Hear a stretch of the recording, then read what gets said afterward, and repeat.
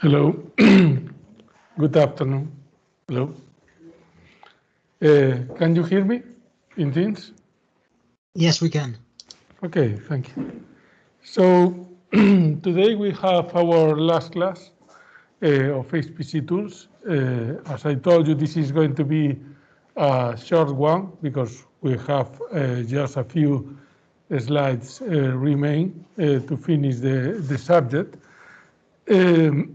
So the other day, the past class, we were talking about tools that are open source and that can be considered as an alternative to the Intel tools, okay? And these tools came from an organization which is very famous on high performance computing and is the BSC, which is the acronym of Barcelona Supercomputing Center.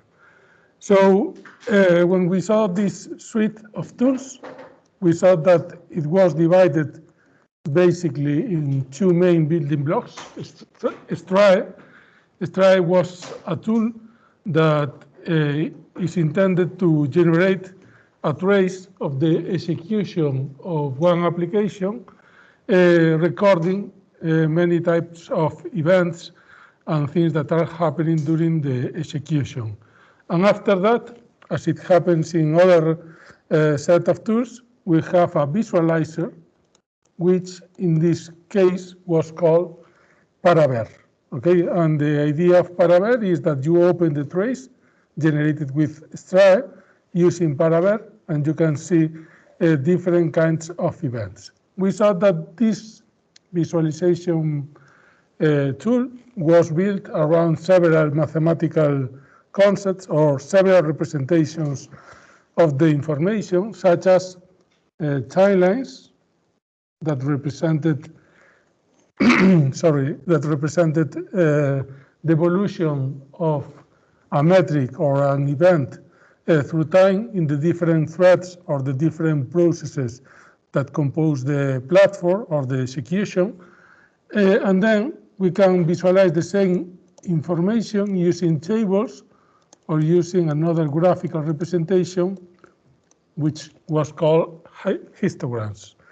The other day, we saw or we focused only in the visualization of the behavior of shared memory parallelized applications. That means that these are applications that are parallelized using OpenMP or AMPS, that is an alternative to OpenMP from BSC, and also other kind of low-level parallelization, such as pthreads. Today, we are going to focus on the distributed memory environment, that is actually the concept that you are dealing with in parallel programming subject. So I believe that you can find useful this case of this study case. Okay, so let's start with that. In this case, we have a parallelization that is made in distributed memory. So this means that we have several nodes involved in the computation, and that they are connected using an interconnection network. In order to program this, we have different alternatives that we already know, like MPI. This is the one that you are learning in parallel programming, and is one of the libraries, probably the most famous one, that has the approach of message passing. That means that the information between the different nodes is going to be explicitly sent through a message, okay? And then there are other more exotic alternatives like UPC, that is a PGAS library or language that allow us to program a distributed memory system like if it could be a system with shared memory, that's with a programming style that resembles a lot shared memory programming. Okay, but this is not very popular. I mean, that is more research-focused work, so it's not relevant in this scenario. Actually, MPI is the most common study case. We have to put also into consideration the idea of having already different libraries that are purpose specific, like for instance Hadoop for MapReduce application in big data, or TensorFlow that is used for deep learning. And some of these libraries have the capability to exploit the computational resources that are available in different computing nodes, okay?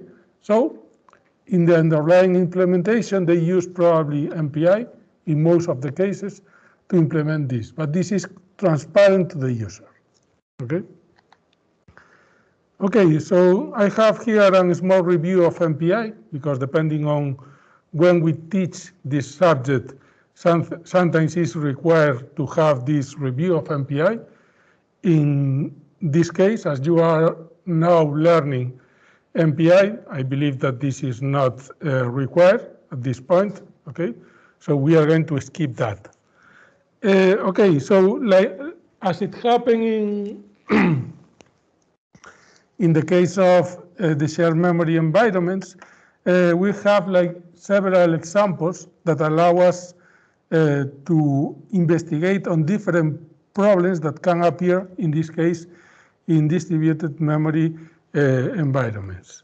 And as it happened in the shared memory environments, I point at the beginning to the configurations. You remember that in Paraver, when you open a trace, something that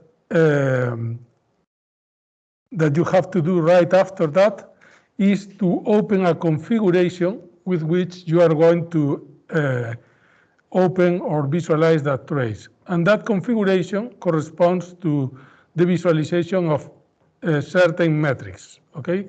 So for instance, one that is going to be very relevant for the distributed memory case is one that is called parallel efficiency. In the case of parallel efficiency, this is a view in a table format. You can see which percentage of the execution time this process is idle and which percentage of the execution time this process, this MPI process, is running actual computation. And what you see here is quite strange, okay, because you see that some processes, the pair ones, have a good utilization of resources, as they are most of the time running, while the even ones are just in the opposite side of the spectrum, okay? So obviously, this is a problem of working balance. As I told you the other day, when you are studying working balance, a metric that you have to look into is the average divided by maximum, okay? The average divided by maximum calculates the thing, obviously, the division or the division between the average value of the metric and the maximum value. So imagine that you have several processes and you have recorded the execution time of all these processes. And you recorded that the execution time was 10, 11, 10, 9, 10, 9, etc. If you calculate this average divided by maximum value for these execution times, this is going to be almost 1, okay? And this indicates a proper work balance.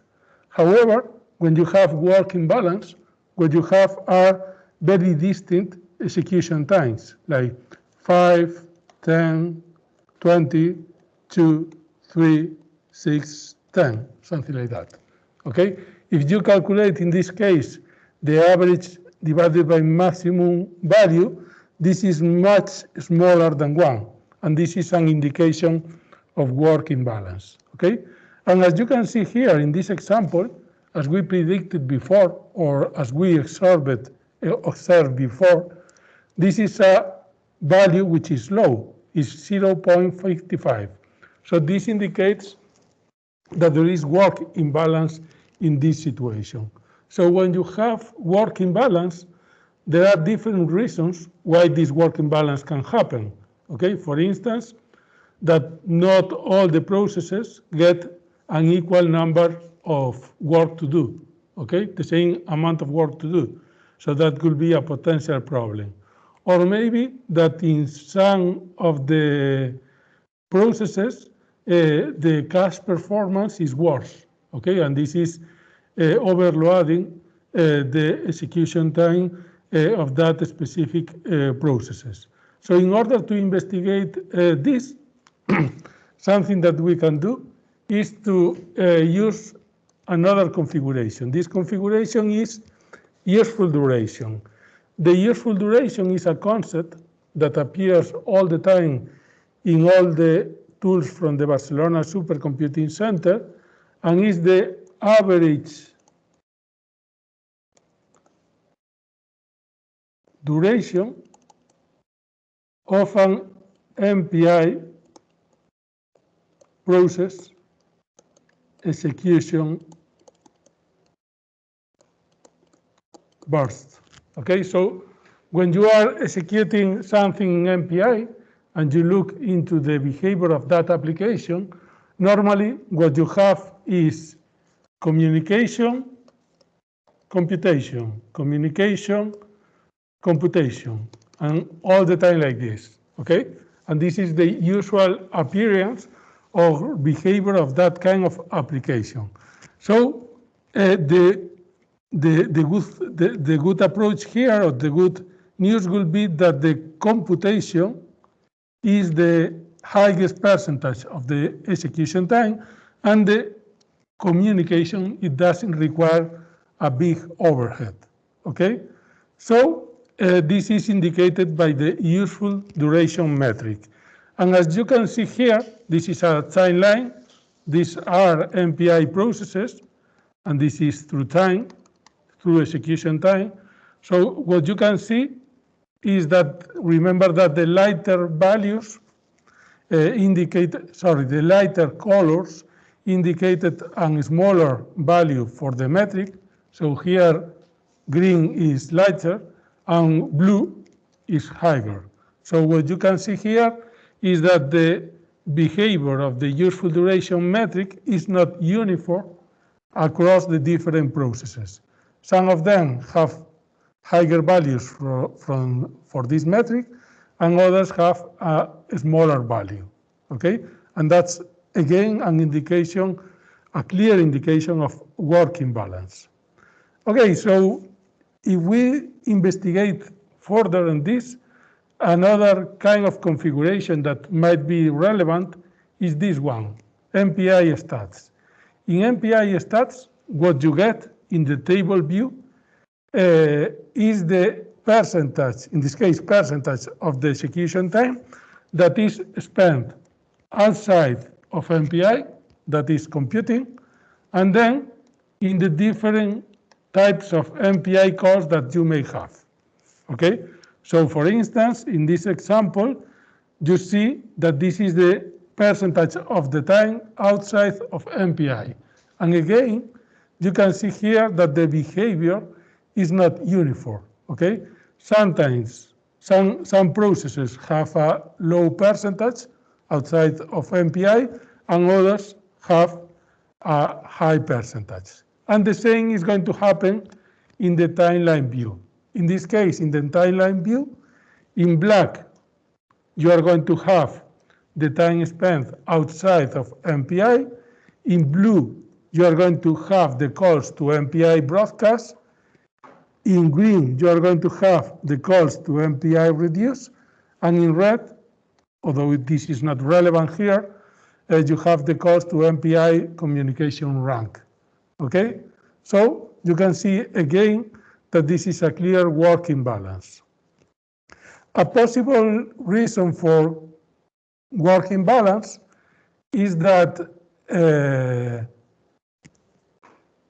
instruction per cycle value is different across the different processes. This means that the computation in some of the processes is less efficient in some of them. For instance, because the cache performance can be different, okay? Some of them can have a worse locality, and as a consequence of this is going to affect the performance. Remember that HPC is instructions per cycle, okay?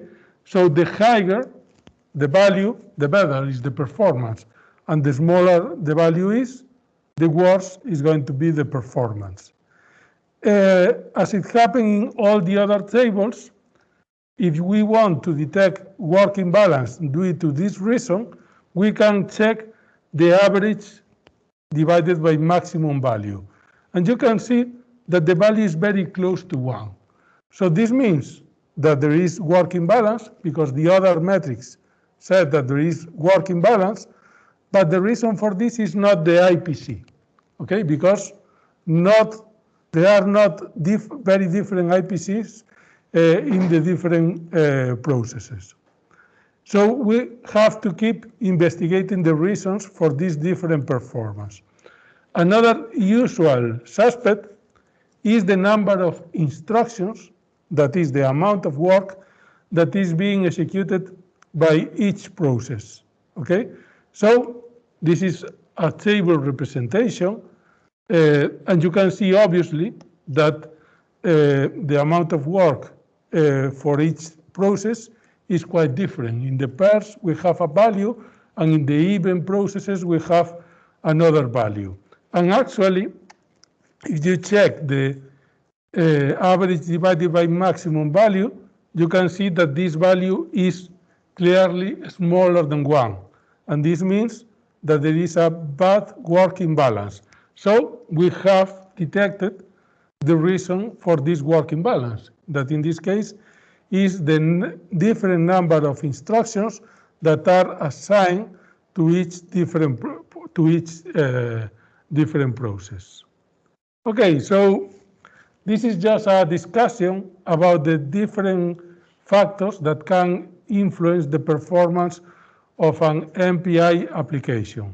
For instance, obviously the hardware platform for each node, the CPU clock speed, the cache, the main memory. This is something that we already know from high performance architecture.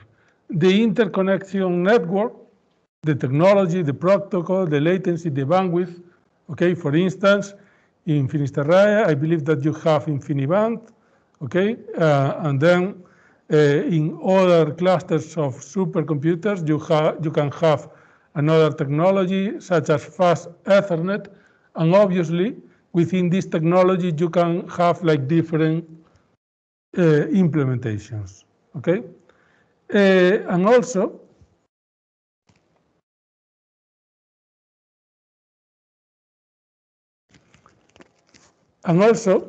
the most relevant thing is something that is going to be evaluated for you in parallel programming, and it's the application implementation.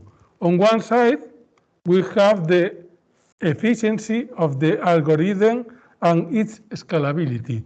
And this is something that we already studied at the beginning of HPC tools. For implementing the same mathematical operation, we can use different algorithms. Some of them are better than others in the sequential case, okay? But obviously, some of them are also easier to parallelize, okay? So we have like two different factors that we have to take into account. First, which is the most efficient sequential algorithm, and which algorithm is easier to parallelize. Also, as we have already seen in the previous visualization, a key component of the performance of distributed memory application is the communication to computation ratio, okay? Which percentage of the execution time we spend communicating, because obviously if we have to make communications very often, this is going to impose a big overhead in the final execution time, and obviously this is not a good idea. Also, another factor that is important is the load balance. I don't know if in parallel programming, in your MPI classes, they ask you to make a proper load balance, okay? Because that's something important, because some problems generate naturally, if you don't take care of it, load imbalance, and this can affect the final performance of the application. We will see later several examples of this. Also, in all parallel programs, there is a phenomenon which is called serialization. The idea of serialization is that some parts of the code has to be transversed sequentially, but by all the processes. So if there is much serialization in your parallel program, obviously this is going to be a problem for the performance. The memory access patterns, but this has been also always relevant, not just in parallel programming and in distributed memory. The I/O required, for instance, is very common in applications that are written in MPI, that they simulate something through time. And when you simulate something through time, you don't only want the final result, the final time step, but you want the evolution of the phenomenon that you are simulating through time, okay? So you need to be all the time reading and writing informations in files, okay? And this can impose a big overhead. Also, the average message size is relevant. If you can send something bigger in MPI in a single message, it's always better than sending the same thing, but split it into different messages. And the types of MPI routines that are used. You know that there are blocking and no blocking routines, point-to-point and collective routines. So sometimes there are like several different alternative implementations for the same thing, depending on the use of the MPI API that you do, okay? And this can affect the performance. And obviously, the performance of the MPI implementation that you use. You can make a test. If you have an MPI program, you can test it first with OpenMPI and then with, for instance, Intel MPI. And you can check if there are differences in the performance just from using different MPI implementations, okay? Currently, there are not much difference, okay, in the performance, but in some scenarios, it can be a little bit relevant. Okay, so this is, now we are going to see 3 examples. These are in the GitHub repository, Stripe course codes that I linked to you the last day, okay? So there are 3 examples. The first example is the Poisson example. This solves the Poisson equation in a 2D region using an iterative method, okay? So we are making like several steps to solve the equation. The domain is divided into strips, into 2D strips. And as the code is an stencil is a code that needs to read the values of the neighbors in order to make some computation, okay?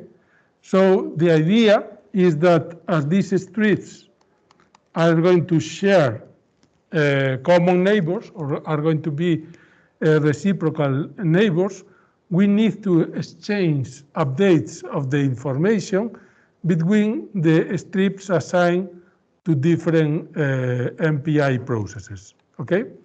So in order to implement this, we can do this implementation using blocking communications to exchange that information in each step, or no blocking communication to exchange the information of the overlap regions, okay?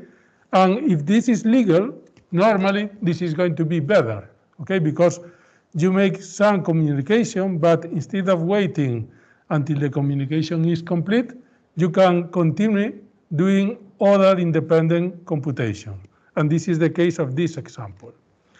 If we visualize this using MPI calls, remember that this is a representation where through time and for all the MPI processes, you are representing the types of MPI calls that are happening at different times, okay? So forget about this part in the beginning that is probably initialization. What is relevant for us is what is happening here, okay? This is the computation in each step. So what you can see here is that, as we are using here blocking routines to make the exchange of information of the neighboring areas, this is blocking the process until the communication is finished. And this can be seen by these extended white areas, okay? However, in this case, this will be more or less the same part of the computation. You can see that the white communication happens, but as it is not non-blocking, it doesn't, the process doesn't have to wait until the communication is finished, so it can continue with the execution. And if you look into the final execution time, you can see that there is an obvious save of execution time because of this, okay? So this will be an example of a study case where you can check clearly the difference between using non-blocking and blocking communication in the same MPI application. And you can visualize which is the effect of this on the execution time and on the behavior of the application itself. The other example, the second example that we are using is an example where we can detect a certain load imbalance, okay? So this code calculates the number of prime values until a fixed maximum. And the code has several iterations where different maximums are evaluated. So we have basically a loop where in one iteration, we calculate the number of prime values until 1, then until 2, then until 3, then until 4, and so on. And this iteration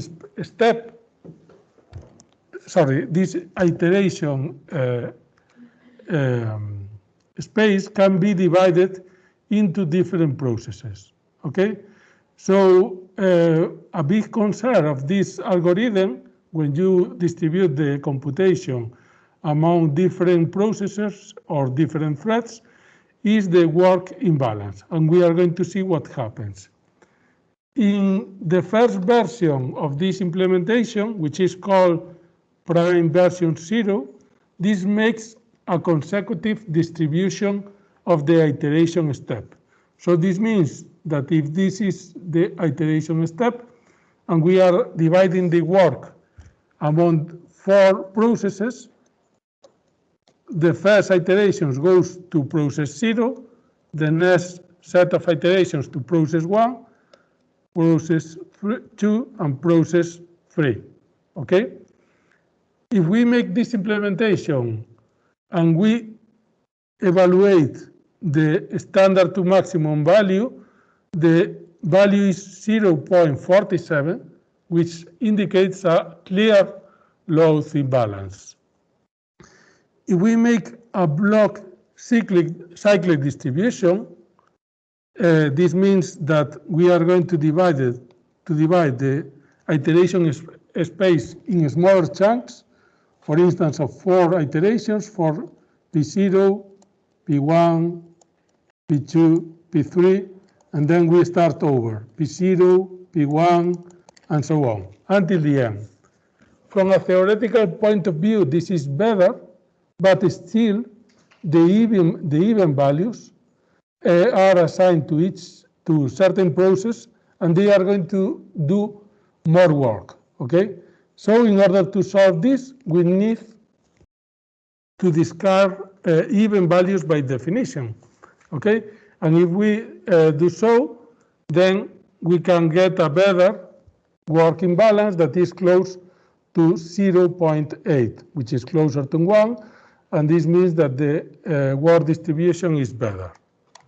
If we visualize this with Paraver, this will be the prime version 0 implementation, and you can see clearly the working balance among different implementations.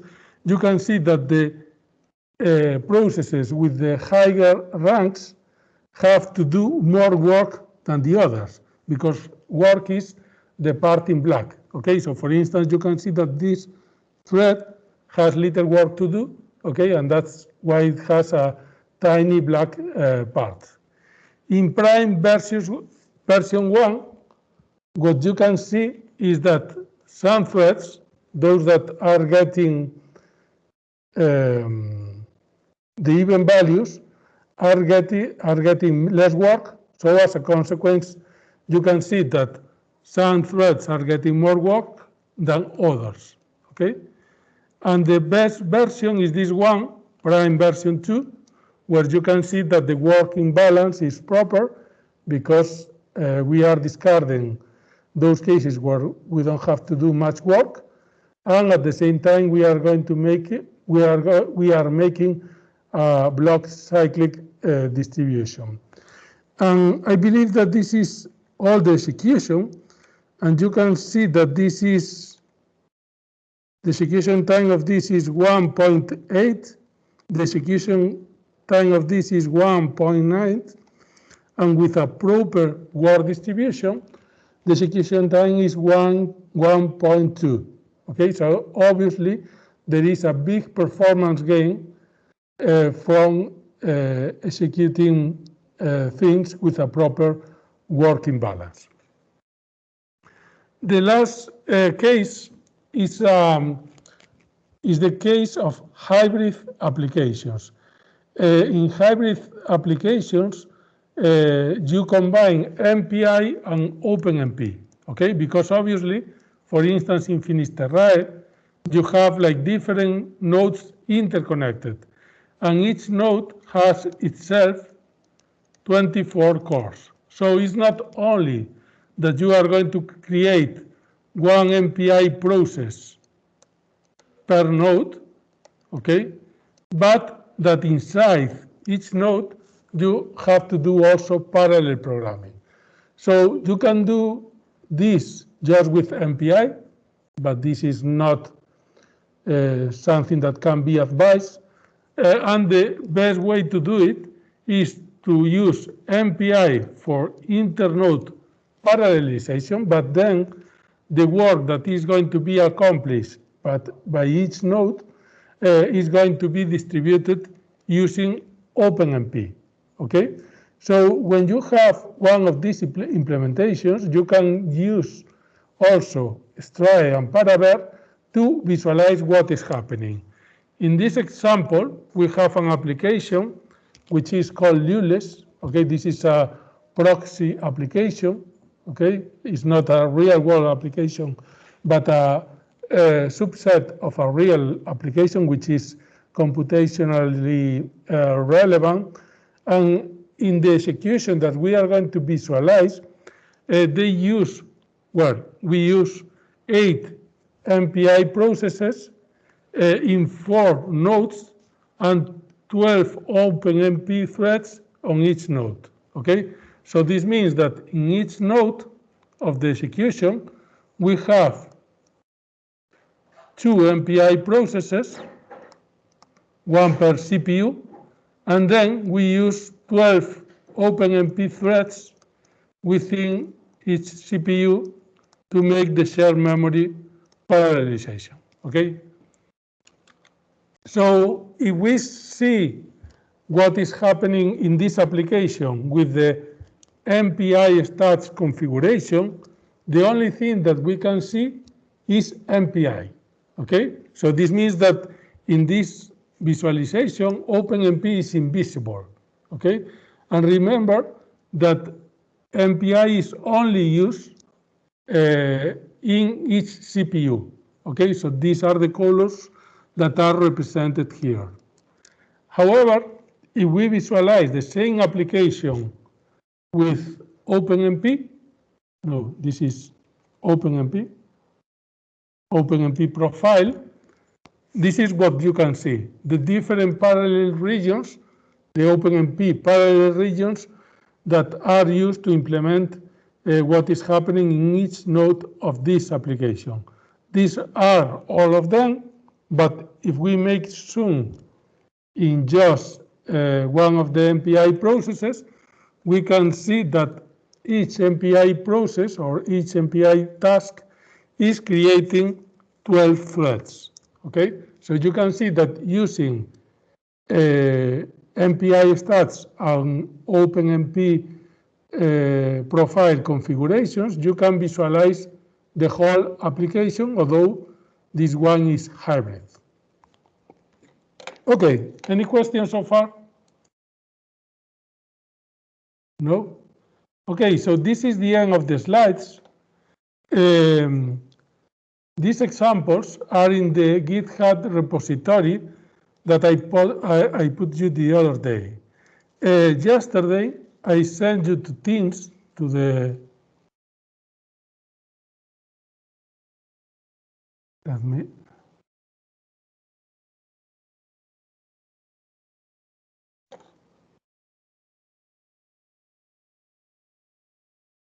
yes, I sent you to the Teams, to the Teams chat, a bash script that installs Stripe inside your Finisterrae 2 account. Okay, and I put you the steps that you have to follow in order to execute this script. Okay, so basically I downloaded the script, so I have to copy to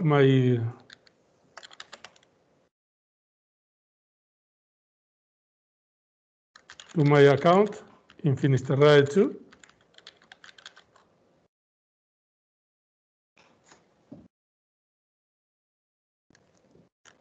And then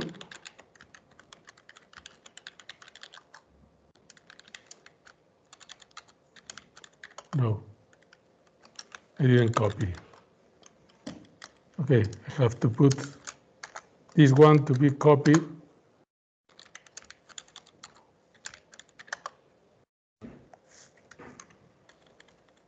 in the root. Okay, so I now connect to Finisterrae 2.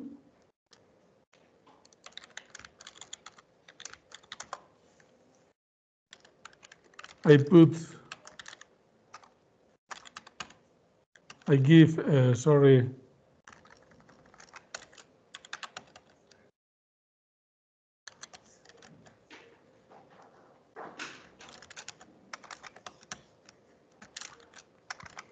execution rights to the execution of this. Okay, and I have another copy here. I can execute it, and it's going to make all the steps to make a local installation of PAPI.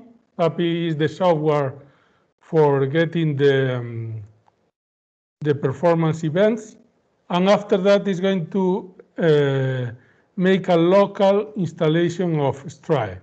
Okay, and at the end of the script, I'm not going to do it again because I did it yesterday, is going to make a copy, a clone of the Stripe course repository. Okay, so in here, the examples for distributed memory are in the MPI subdirectory. So you have Poisson, that is the first example, prime, that is the second one, and Luris, that is the third one. And if you don't want to execute them, the traces are already here. Okay, so maybe you don't want to execute it because it's going to take a long time to get the resources, because you have to take off to get several nodes for execution. Okay, so maybe it can be a problem. Okay. Okay, somebody is telling me that he has a problem with that. Yes, maybe I forget that. Let me check.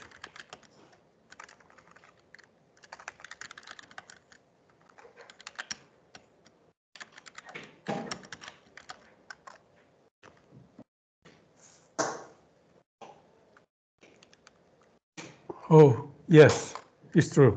I forgot to put this here. Is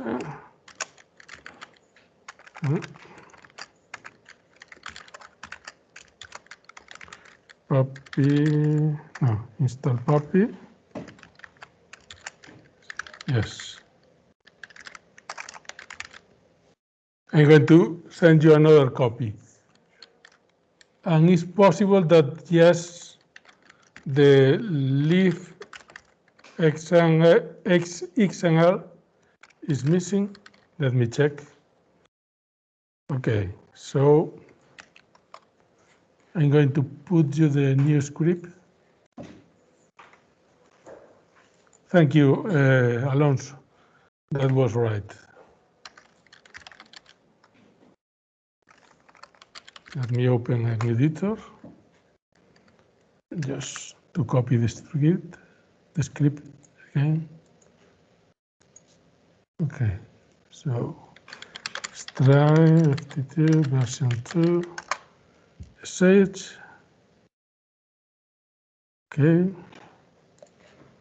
and then I'm going to put it in the chat. Neil, I don't think you copied everything. No? Let me check. Is configure practice? I mean, on the line 25, I think you're missing the make and make install things. Yes, it's true. Sorry, that's right. Because as I had it everything in my computer, I didn't need that. Okay. Make install. Yes, I don't know why there are things missing here. Maybe I copied the wrong file from my computer, because actually I had these two and I had a git clone at the end. Okay, so maybe this will be fine. Okay.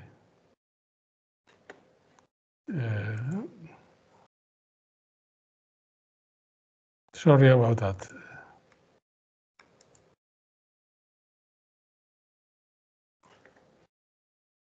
Okay.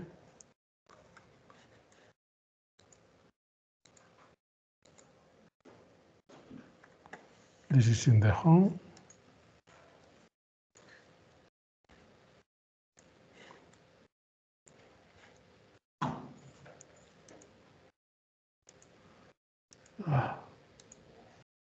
Okay. Let me know if this works to all of you. Okay. And obviously, in this case, I'm not installing Paraver in Finisterre Array 2 because it doesn't make sense. Okay, it makes sense, but it's not very comfortable to work with Paraver in FT2. Actually, what you should do is every time you generate a trace, you should copy it to your local file and then open it in your local computer with your local copy of Paraver. Okay? Okay, any questions?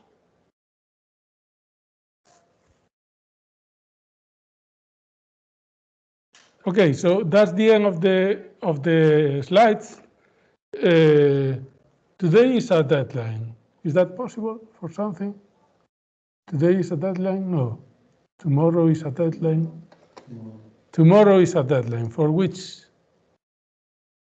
Class 2 of HPC tools. Okay, so now you have time until the end of the class to work on this. Okay, and any other thing that you have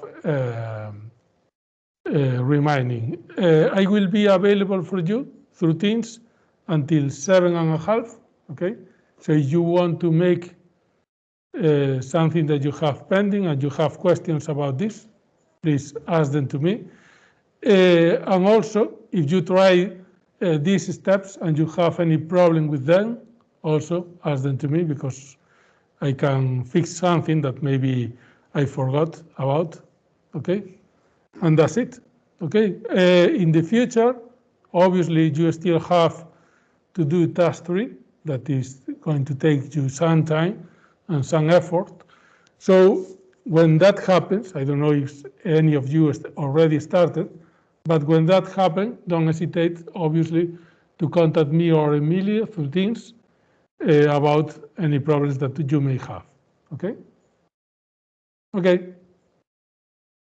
Okay, so bye also to the people in Teams, but until the end of the class, I will be here to assist you.